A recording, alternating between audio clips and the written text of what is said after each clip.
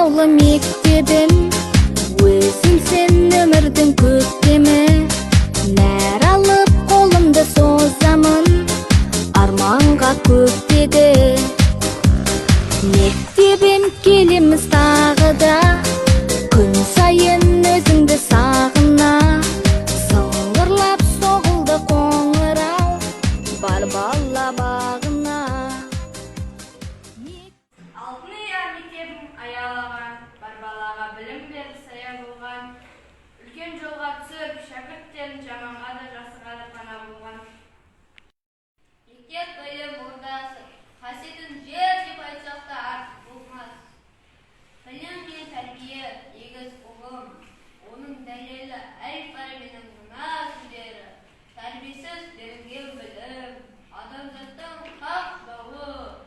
Оқушының тәрбиелеу сыртқы келбетінен бастау алады. Иә, адам көркөшірек дейтін болсақ, бүгінгі мектеп қабырғасындағы шәкірттердің ажарына әрбірі қоғамдағы орнын айқындап отыратын оқушылардың киім үлгілерінің бірдей болғаны дұрыс деп ойлаймын. Себебі тәрбие тәртіп көтеру, оқуға шақыру, балалардың тең құқығын сақтау үшін киім үлгісіне талап қойылу керек. Мектеп формасы бала үшін ең маңызды элемент болып табылады.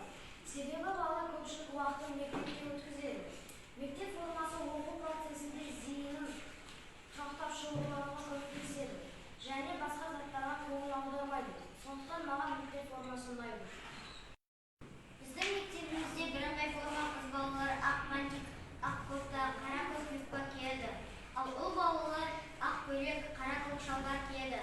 Шалбардың балаға тобықты жауып тұруы тиіс. Оқушылар осы тәртіпке бірыңғай киімге үйренген. Қай мезгілде қарасаңда әр сынып оқушыларына жинақылық, тазалықты байқайсың.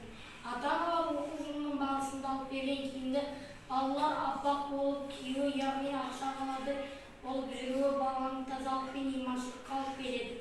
Мен мектеп формасын ұнатамын.